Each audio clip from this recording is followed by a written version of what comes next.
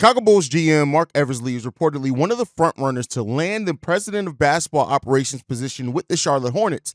I'm going to talk about why that could be the needed shakeup if he does accept the job for that the Chicago Bulls may need to kind of change up what's going on with this franchise. We're going to talk about that. Plus, we're going to talk about Andre Drummond and 76ers being close to a trade, but then the Bulls pulling out last minute. And we're going to dive into the mailbag. All that plus more right after this.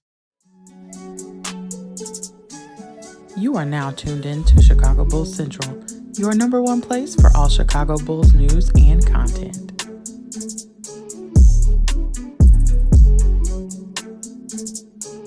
What's going on, Bulls fans? Welcome to another episode of Chicago Bulls Central, your number one spot for everything Chicago Bulls related. I'm the host there, Haize, but more importantly, you guys can follow the channel at Bulls Central Pod on every social media platform we happen to be on. With that being said, let's go ahead and get into this content for today. So, reportedly, Marc Eversley is one of the front runners for the Hornets open front office position. Their president of basketball operation, Mitch Kupchak, is leaving that team.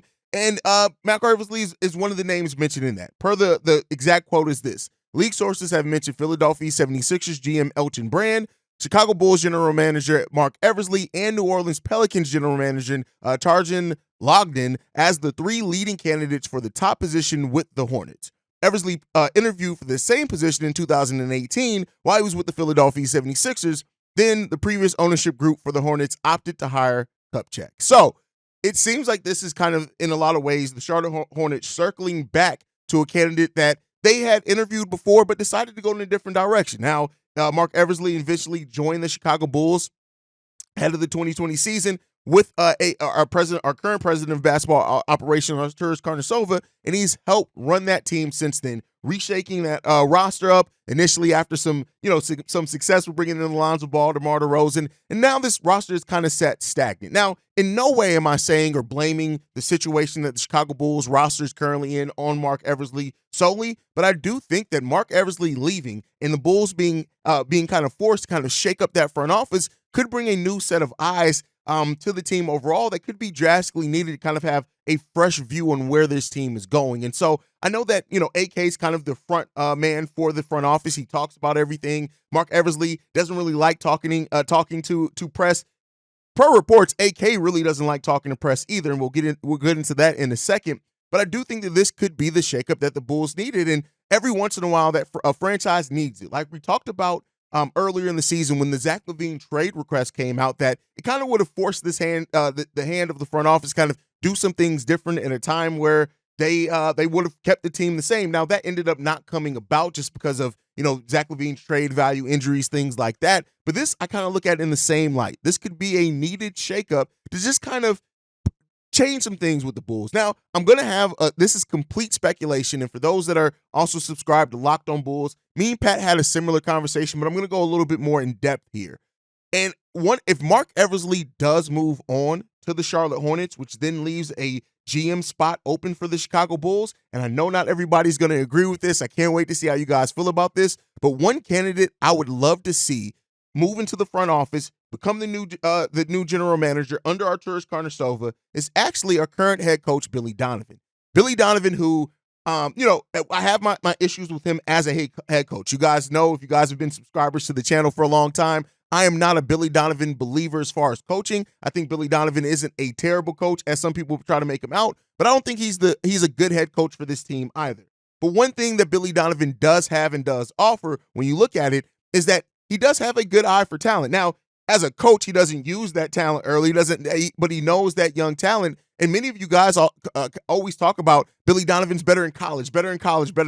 And I get where that knock on him comes from. But part of the GM's job is to kind of control the scouting department. Now, most teams have a head of the scouting department. Some teams, the general manager kind of is the de facto head, and he has head scouts that work under him, but he's kind of the head of the scouting department. And then also player relationships. Again, I know my boy Winton isn't going to like me saying this, but players seem to like Billy Donovan. Outside of Zach LaVine, it seems like, and even with Zach, still respectful of Billy Donovan. We've heard that, even when Zach LaVine and Billy Donovan split happened, that most of the players actually sided with Billy Donovan in that case. And I think that player relationships is another good thing, a good eye for young talent and being the head of the scouting department. And the fact of the matter is this: Billy Donovan is way better at talking to the media than what Arturas Karnisovas is. And like I said, especially if you kind of know on the back end, AK does not like talking to media. And so you put Billy Donovan in a position where I think most of his skills, the strengths that Billy Donovan does have,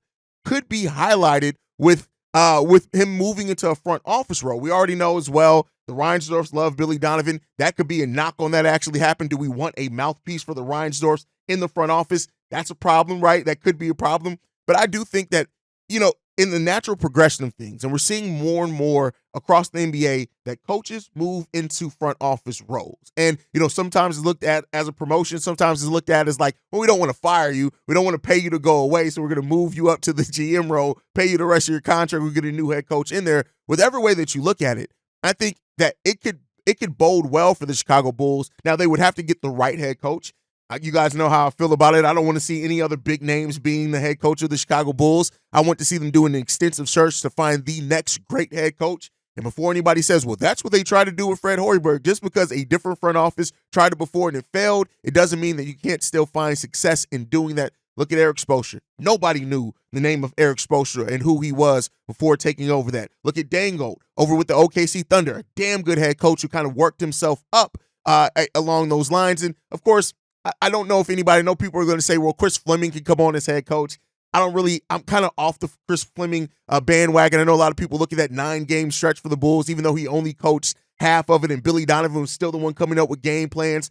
Chris Fleming was better at in-game adjustments. I give it that. So, but I really look at that and say that this could be a shakeup that the Bulls front office needs without changing a whole hell of a lot, right? As far as like just kind of better. One thing that we have seen and talked about is the Bulls haven't really drafted players that have developed. Now, they still have potential to develop, absolutely, but maybe you can find more diamonds in the rough that can contribute now if Billy Donovan was kind of that GM. So in no ways am I saying this is perfect. In no ways am I saying if the Bulls don't do this, they're failing. I'm just trying to add a different perspective on what could happen if Eversley does end up leaving as the GM to go to the Charlotte Hornets to be their president of basketball operations. But let me know what you guys think on that. Do you think I'm crazy cooking up this scenario and idea? Like I said, Billy Donovan kind of has that, especially with the way that he carries himself. I wouldn't hate it. It'd be better than Gar Forman being the GM for sure, I would think. But let me know what you guys think on all that down below. Now, we got a little bit of news. This always happens after the trade deadline. We get details of what could have been.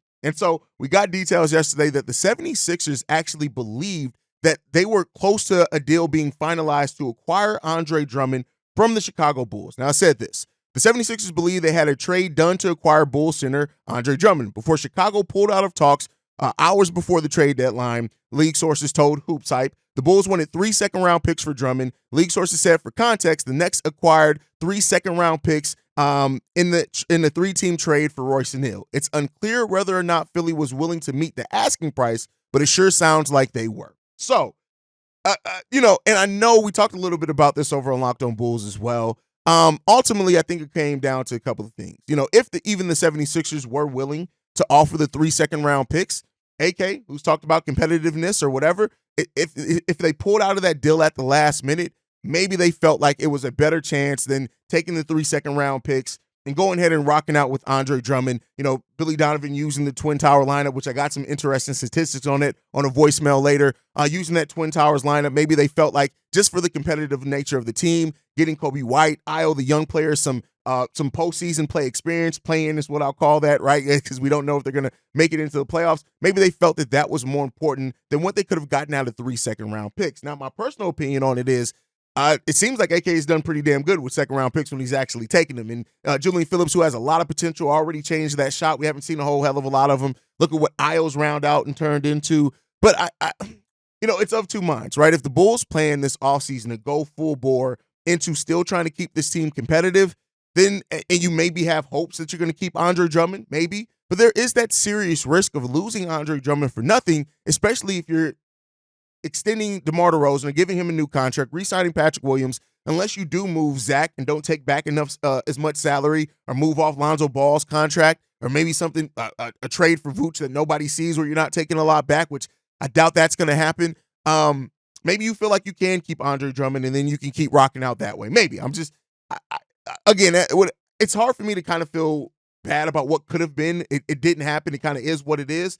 And that's just the way I view it. But let me know what you guys think down below on that. Do you think the Bulls missed a keen opportunity to get some draft assets back for Andre Drummond, considering that it seems like the 76ers were willing to trade for him? Maybe if it wasn't those 3 second-round picks, but it sounded like they were going to be willing to give up some picks for that. Let me know what you guys think on that down below. But with that said, it's Saturday, so you know what that means. It's Mailbag Day. Let's go ahead and get into these voicemails for today. This one's from Bigo. What's going on, brother? Hey, it's Bigo again, brother. Calling in.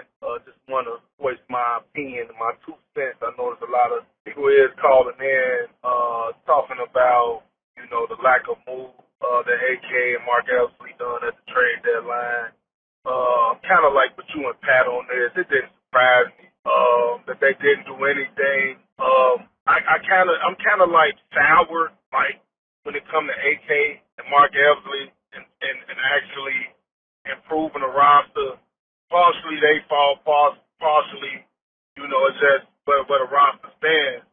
But it's kind of like I'm just waiting on them to surprise me at this point, So I'm more like glass half full, half empty, how you want to look at it. But I noticed that, one of the things he said, and I hear people calling it saying, is that there wasn't nothing out there that'll make them that much better. And when I watched the interview and I heard AK say that, in my mind, I'm thinking like, dude, looking at your assets, looking at your roster, and the players' ages and everything, putting everything in a pot, there's no trade out there that you will ever get that'll make you better. In my mind, now, like I said before, surprise me if AK go out there and make a splash.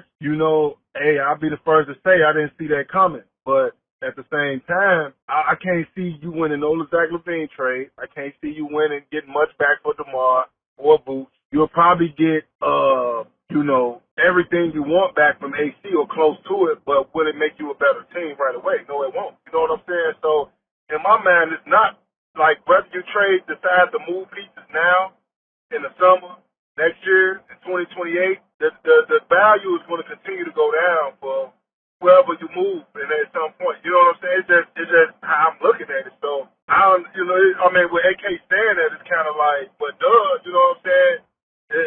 We hope that you moving pieces around for other reasons outside of trying to win the trade. You know what I mean? You want to get as most you can back, but it is what it is with that.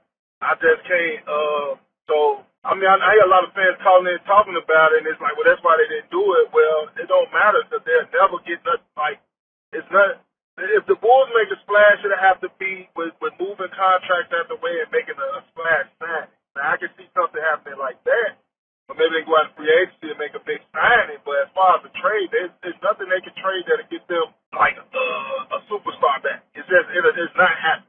It's just not. So that's my take on that, brother. I'll catch you on the next. Soured on AK improving this roster. Here's the thing, right? Looking at what the Bulls gave up recently, and I get it with fans, and this is something that I've thought about. The Bulls gave up 3 first-round picks, and they gave up several young players to build this core and bringing in Vooch, Lonzo Ball, DeMar DeRozan, right? They gave up picks to bring those players in, and this team may be in that situation to where any team that's calling up, if a team wanted Zach LaVine, considering his trade value was low, maybe the Bulls would have had to give up maybe a heavily protected first or whatever to get a even more protected first back or something like that. And I can understand this front office being in a position to where they look at it and say, we gave up so much to build this team, and it all came crumbling down. We don't want to give up any other assets to do that. And I can't knock that. And that's where it seems like this front office is in. I have no doubts that they could have pulled off trades if they just wanted to sell everybody off, but they probably would have had to give up something, maybe even a young piece that they wanted to, or at a cheaper value. So because of that, it sits where it sits. Like I said before, the disappointment with this trade deadline, even if people admit it or realize it or not, isn't just because of this trade deadline. It's because of the culmination of events and decisions that have led us to this place. So now we're looking at hoping that we're going to add some clarity at this year's trade deadline. It's the years of inactivity to a degree, right? Since you initially built this team and brought this version of the team together, it's been slow motion. It's been marginal moves in offseason, no trades by the trade deadline, and then buyout candidates that Pat Bev did help us, but Tristan Thompson really didn't. So, I can understand it from the non-fan perspective of like, hey, of course, we just want to ask fans to say, let's go out and make this team better. But when you look at what the market is and what you could have to give up to make a marginal improvement, it may not be worth it, especially if you're giving up a first-round pick. Now, you have to draft better to make it worth it. If you're going to keep drafting questionably, then it doesn't really matter, right? But I think that that's the thing that this team's looking at and saying we don't want to give up assets because we gave up so many firsts and so many young players, some of those young players that have gone on to actually be solid pieces, right? You look at Daniel Gafford and what he's turned into. You look at Lauri Markkanen and what he's turned into. They're not great players by any stretch of the imagination, but they really did develop. Now, Lauri wanted to go. I have my thoughts on that. Chris Dunn ended up turning into an all-right NBA player right now with the Utah Jazz as well. But the Bulls gave up a lot. Now, some of that they gave up didn't turn into shit, right? Chandler Hutchinson's out of the league at this point, right? So, they didn't really give up much in that case. But this Bulls team did give up a lot of young players and assets to build this team. And now it may be time to do what AK originally said. Build organically through the draft, develop our young pieces, and let's see where the chips fall. But all right, a great voicemail from Bigo there. Let's get into this next one. This one's from Reginald. Hey, this is Reginald from Columbus, Georgia. Just like I said, that was a solid win by the Bulls over the Hawks last night. And one of the key reasons for that win was Ayo Dosunmu. He's probably going to evolve to one of the better two-way two guards in the league. But my question to you is, with the start of next year, should Ayo be the starter over Zach LaVine? I know you don't want to diminish his trade value or anything like that. And maybe they move that to the 3 if DeMar doesn't resign or decide to trade. But if things stay the way they are and the Bulls re-sign DeMar, they let Drummond walk, do you think it would be a good idea to have a bench of Caruso, Zach, Lonzo Ball, hopefully Torrey Craig resigns, and like Sanogo with Julian Phillips coming in to Julian Phillips, Dalen Terry, and Javon Carter coming in and do some key role player minutes. And also, what's your opinion on the draft? I know you say that drafting a center would be a good idea, which I agree. But do you think they should trade back in the draft, and pick up an extra second round or two just to build up their younger players? Like, I know they need a center, but they also need a really good facilitating high IQ point guard or high IQ power forward, because I honestly think they need more than what they currently have. I want them to keep building up that young core for the eventuality of certain guys moving on like Booch, like Craig. But what's your opinion on that? Thanks. Should Ayo be the starter over Zach LaVine next season? I'll tell you this, his play is making a case. And the chemistry, the fact that Ayo and Kobe White kind of their skill sets fit really good together, as far as Ayo being better defensively, but no slouch offensively this season. Kobe White being great offensively, but still giving that effort on the defensive side of the ball and turning into a decent on-ball defender and a weak side defender. Those things are like, there's some synergy there. But in the reality of it, I don't think that they're going to bench Zach LaVine. Now, I could be wrong. If I am wrong, cool. Shout out to this coaching staff, the front office, for doing something different. But I do think that Zach LaVine, if he's fully healthy, he's going to be your starter. That's just what I think. And they're going to try to make it work and figure it out. Maybe they don't even get to a point of that happening. And I think, there's a conversation to be made about Ayo being a starter, but maybe sometimes players are just better off the bench. But I've learned to not doubt or put a cap on any player. So maybe Ayo can show that the way that he's continued to develop. Listen, you can make worse conversations, right? I just don't think that if Zach's fully healthy, considering that the Bulls would probably be trying to get his trade value up and things like that, I just don't know if that happens. But hey, where do things have happened? Now, as far as your second point, the Bulls trading back. Trading back in the NBA isn't like trading back in the NFL, mainly because there's only 2 rounds. The NFL has 7 rounds, so that's a lot different of a perspective of trading back. You just don't get that. The times where you see a team trading up in the NBA draft, it's because they just absolutely want to get somebody. It's usually some pick swaps or maybe, some seconds could be involved in that. But I just don't know in this draft, which is a weaker draft, that teams look at a talent and say it's worth giving up a future asset to trade up when kind of everybody in this draft is all bunched in there the same. So a team would have to evaluate a talent as a must-need, a player that they just do not want to risk not getting in this draft to really kind of trade up. So I don't know, if it presents itself, if a team calls the Chicago Bulls and says, hey, we would love to, trade up, get your pick. We'll give you a second to do that and our first-round pick. You'll move down a couple of picks. I'm not against that. It depends on who the Bulls have evaluated on their board. If the player that they want is still going to be available if they go lower. those type of things present itself too. So, I think it's situational. I'm not saying that you can't happen or that it shouldn't happen. I think it's just that perfect situation would have to present itself for that to happen with the Bulls. But all right, thanks for that voicemail, Reginald. Let's get into this next one. This one's from T'Challa. T'Challa again. And now y'all about to turn me into T'Challa the madman with all these trades that y'all stay bringing up. Oh, the New York Knicks just did this and they just did that. The New York Knicks is the fucking Cowboys of the NBA. The reason why they made those picks and those trades or whatever, is because their team actually have a future. The only future is keep going to the playoffs for right now and years to come and get their ass put out the playoffs. That's their future. They have some type of future so they can keep making money and generating revenue and all that stuff. All the teams that actually made big trades or moderate trades or things like that, they have a future. Our team with our current core of DeMar, Zach, and Vooch, we don't have a fucking future. So with us coming to realization that that's not going to pan out with the Lonzo thing, he's down. It's over with for his fucking career, it looks like. So those teams have a fucking future. So they had to make those trades. We obviously see that we have a fucking play-in team. Oh, we add one piece or two pieces that's minor pieces. What the fuck we gonna go with them pieces? We ain't going no goddamn well with them pieces. We are a play-in team and potentially, nope, can't even say 60. No, that shit is locked up from 1 through 6. We ain't making that shit with this fucking team. That'll be a hell of a surprise if we were to. The thing is, if we did make 6, we wouldn't be a legitimate 6. The thing is, it's all about our fucking future. The teams that made trades actually have some type of future. We don't have no future right now. The only future we have is the young guys, and we have to build around them next season. When Zach come back fully healthy, and we'll be able to actually trade his ass. And then we got to finally sign DeMar to a contract so we can have leverage over him, and then trade his ass. And then finally find something to trade Boots for some motherfucking picks. We need picks like OKC when they got all the motherfucking picks, and then look what they did eventually. You see what I'm saying? We need picks to build around our young guys, and we need legitimately stars and shit like that.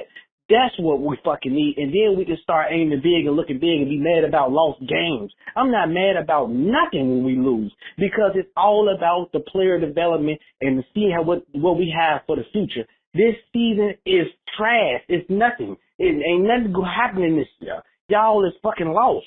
Everybody.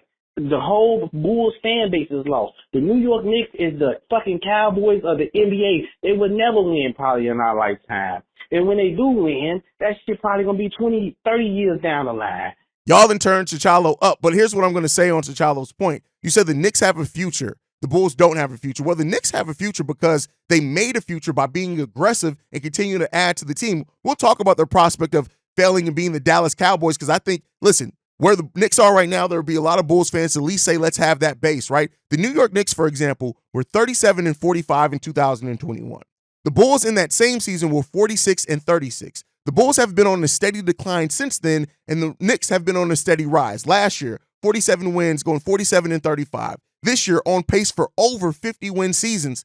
I get it. We can talk about that. That's minutia, right? To talk about whether the Dallas Cowboys are going to get eliminated, which there's definitely a possibility of that. But the fact is they put themselves in a position to keep improving their team. It didn't just happen through osmosis that they just all of a sudden had this future. The New York Knicks 3 years ago, 4 years ago, were exact same place basically that the Chicago Bulls were. And then, like I said, in 2021 had a worse record. Again, the lack of activity from this front office is why the Bulls, quote unquote, don't have a future, according to you. But then again, how can you say the Bulls don't have a future and then say that it's about building up the young players for the future? The Bulls do have a future. The future is what you make it in the NBA. And that is why, blindly just drinking the AK Kool-Aid isn't going to actually improve the team. Yes, there are reasons why the team, per the first voicemail, why they don't make certain moves and things like that. But the reason why the Bulls don't have a future is because of a series of bad deals, injuries, and lack of movement. And so that is one thing when you look at the Knicks, they are aggressive in continually improving that team. And that's all you can ask for from a front office is to be in a situation where you're continually improving your team and trying to mix things up while keeping your core. keep in mind, outside of the RJ Barrett trade, the New York Knicks have really, for the most part, kept their core together for years. And then they took advantage of that core when they realized it's just not working. The difference with the Chicago Bulls are we had an aging core that clearly showed it wasn't working together, and we're still showing loyalty to that core and an inability to move on. Very big difference there, T'Challa. I understand the point that you're getting at, especially with some fans thinking like, let's just make a trade to make a trade. But overall, to say that the Bulls don't have a future and the New York Knicks do is because they made the most out of their situation and played it relatively smartly and being aggressive. All right, let's get into the next voicemail. This one's from Christopher. Yeah, what up, Haize?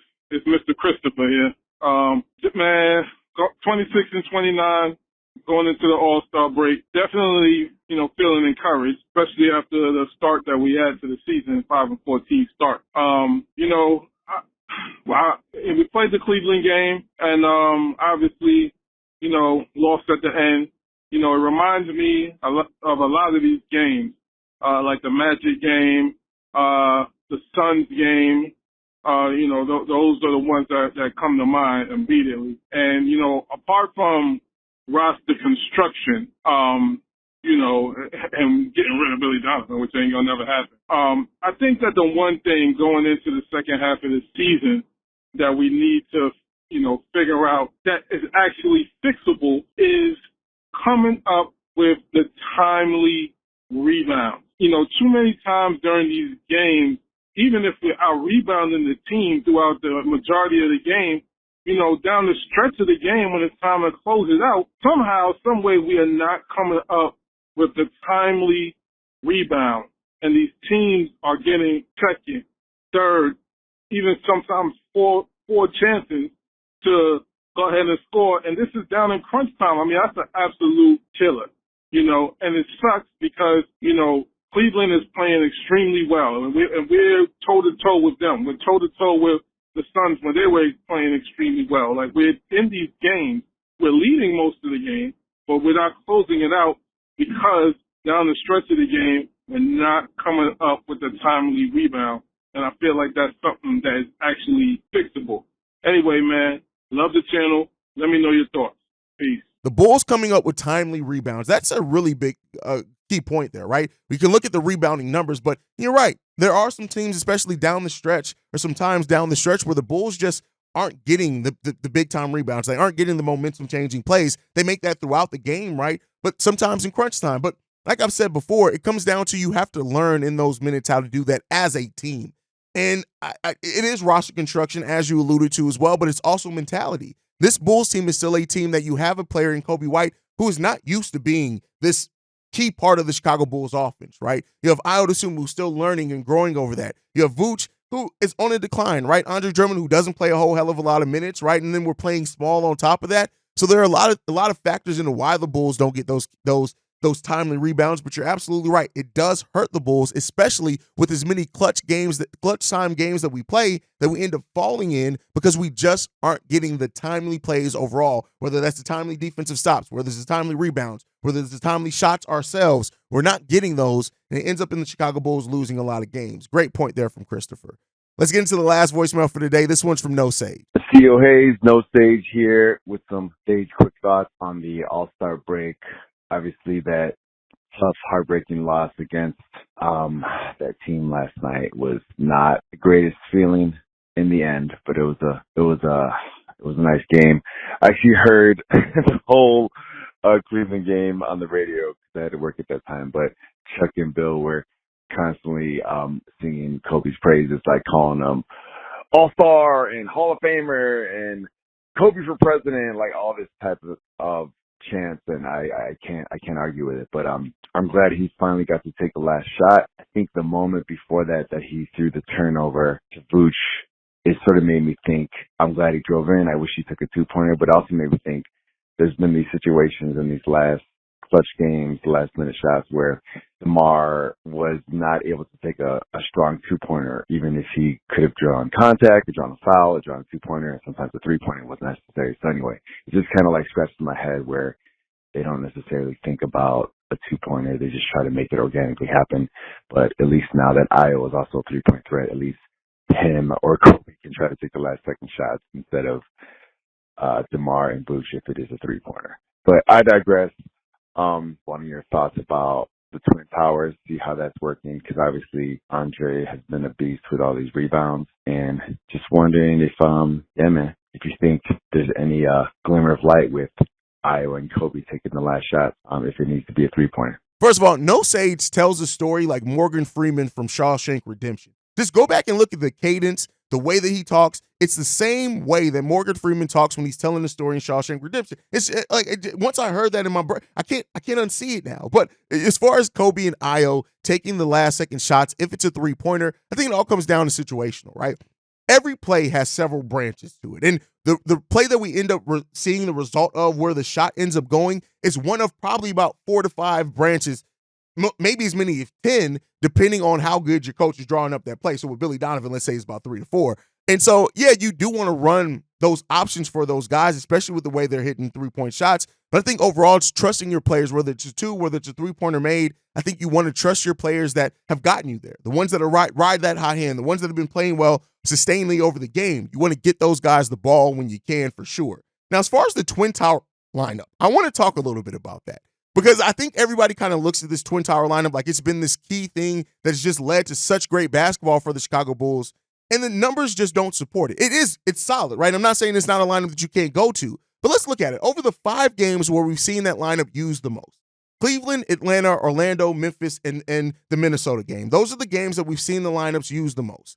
They've had a negative net rating of -4, -3, -4 again, -3 again, and then the one game they had a positive net rating was against the Memphis Grizzlies, which we all know that team is struggling on the front line. They had a positive plus minus of +18. Then when you look at net ratings, that's the overall how much more that the other team is scoring versus what you're scoring in that stretch. That lineup, the lineups with Andre Drummond and Nikola Vuce in it have had net ratings overall of -10.5, -60, -51.8, +35, +5. Guess what game that is? The Memphis game, and -6.2. The fact of the matter is, and this, I'm not blaming it on just this lineup, but the lineup of the Twin Towers lineup isn't as majestic as what some fans make it out to be. Now, that could come down to roster construction. That could come down to finding the right mix of players around Andre Drummond and Nikola Vucevic that can kind of make it work a little bit better. But when it comes down to it, that lineup, outside of getting more rebounds and having a better rebounding rate, has not resulted in the Bulls outscoring or outplaying teams in the minutes that they're on the court together. It just hasn't. Again, so when you have negative net ratings of -51 and -60, that's just not good. And then the one game where you have a positive net rating is +35 against the Memphis Grizzlies. Again, I'm not as enamored with that Twin Tower lineup via the results that we've gotten so far. But it can't change with, again, maybe Kobe White and Io hit more shots. Maybe when Patrick Williams comes back, maybe having him play at the 3, or even Torrey Craig at the 3 with those guys can make things factor in a little bit better. But overall, it just hasn't been this hugely positive thing that I think a lot of Bulls fans are making it out to be. Even in the Minnesota game, the game where it looked the best at, or just by the eye test, it still resulted in the Bulls giving up more points than what they scored in that time. So again, let me know what you guys think of hearing those numbers down below. But that's my time for today, guys. Thank you so much for tuning in. Make sure you're following the show at Bull Central Pod. You can send us any feedback, questions, comments, concerns, bullcentralpod@gmail.com. Lastly, if you want to leave a text message and or voicemail, the number to do so, 773-270-2799. We are the #1 spot for everything Chicago Bulls related, thanks to you guys. And like I like to end every episode on, go Bulls. Love you guys. See red if you can, y'all. Peace. This has been a presentation of the Break Media.